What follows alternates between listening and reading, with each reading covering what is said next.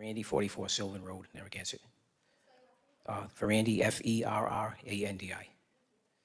Thank you, council members. I'd just like to make some comments on one of the ordinances that the state had changed was the 7382. Now, the planner didn't go over much of it, but that's the one that changes the unrelated to a maximum number of per bedroom of unrelated. That was skipped over a little bit. I don't know why, but this is an important ordinance for the town. The new ordinance, the old ordinance used to read, you're either a family, you're either two entities, a family which may include servants, employees living with a family, or a person or group of persons living together. Maximum number shall be 3 persons. We had a 3-person to be unrelated ordinance. The state's definition was, they did not have a maximum before. Their definition was that the towns could not relegate less than 3. So that's where this more than 3 and less than 3 was. So the town stood on 3, along with probably 75 to 80% of every other town in the state had that. Some had 4, some had 5. I don't believe there was an upper limit, but no one had, I don't think, more than 5 or 6. So now, due to I guess some sort of compromise, and to move that number up, we did have a 4 unrelated, and I think we put it down to 3. But to move that number up, it was heavily proponents by the landlord group. The 2100 was involved in this and getting us moved up, all under the guise that this was going to be great for affordable housing. And it may have been in some towns. So the new ordinance says the maximum shall be 1 person per bedroom, shall not exceed 5 unrelated persons per dwelling. So, okay, so I guess if you're in an area where it needs, maybe it made sense to some of these other town leaders to say, well, okay, now we can have up to 5 unrelated people if there's a 5-bedroom house. Makes sense, right? Makes sense. That's fine if it's not in Narragansett. And that's the uniqueness of this town that the state doesn't understand, and only the people that live here really can understand and have to live with it. And by the way, there's one, the maximum number, the NARR certified recovery residents. I believe those are sober houses. Those are, you can have as many as you want in there. That is not included in this unrelated. So what my point is that we went from having three college students, which we thought that would be a little more saner for the residents that had to live with it, instead of having it be 4 and 5 as a dormitory, because after 4 or 5 it can be like a dormitory. So now it's going to be 1 per bedroom. So therefore, and if like in my neighborhood in Eastwood, look, there are many 5 and 6s. Everybody says there's not a lot of 5 and 6 bedroom houses, but if you go to up to that 5 right now, I bet you that's 75, at least 80% of the housing stock, maybe 90% don't have any much more than that.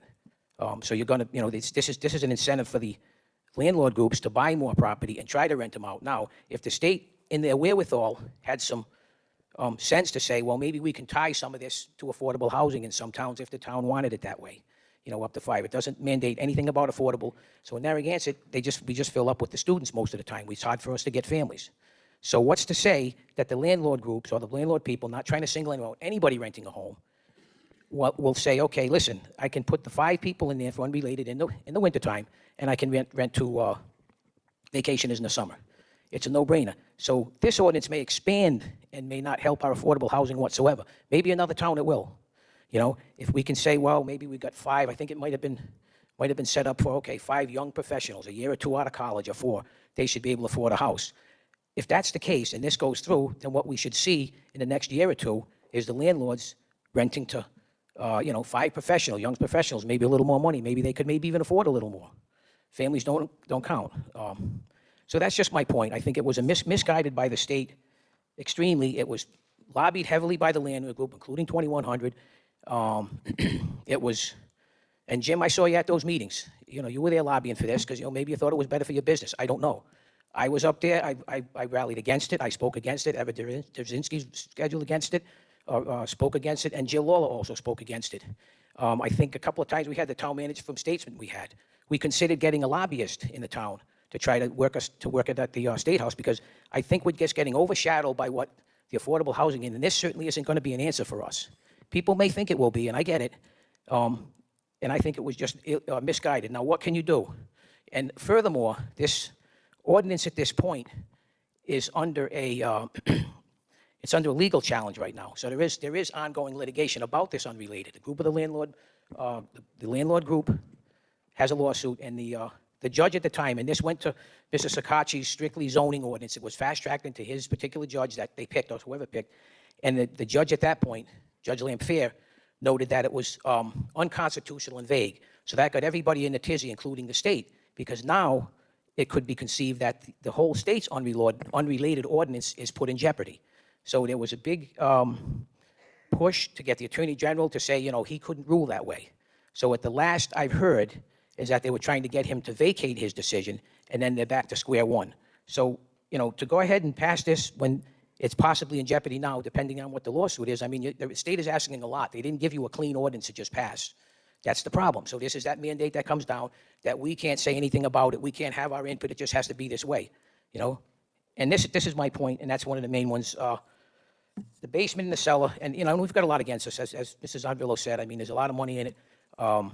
One of the persons she's an attorney, Joelle Rocha, I'll mention her name. She's the one that was Sakachi's architect for a lot of this affordable housing. And some of it's good, maybe it works somewhere, but, to just as one straight mandate, this is the problem.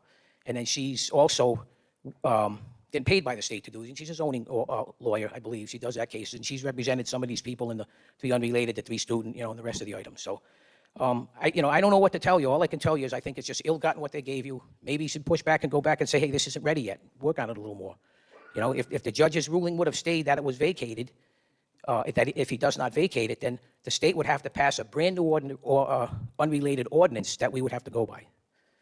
So that's all I had to say. Thank you. Thank you.